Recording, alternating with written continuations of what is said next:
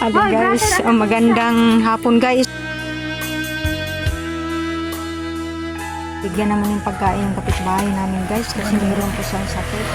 Because na din maging customer. Kaya ito yung guys, may nagbigay din, pinagpapala ng Diyos. At abot siya. Ito yun guys, Ganyan lang talaga siya. para sa kanya. Mamaya. Tapos hindi ka inaagad ka doon mag-grabe.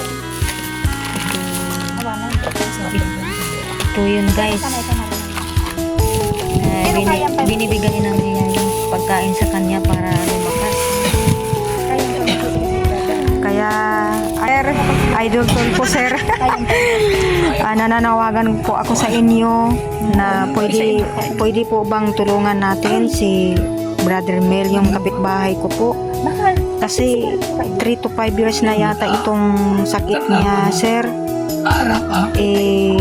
Kailangan po natin, naghingi po kami ng tulong sa inyo. Kasi hindi naman po kaya kung kami lang, sir.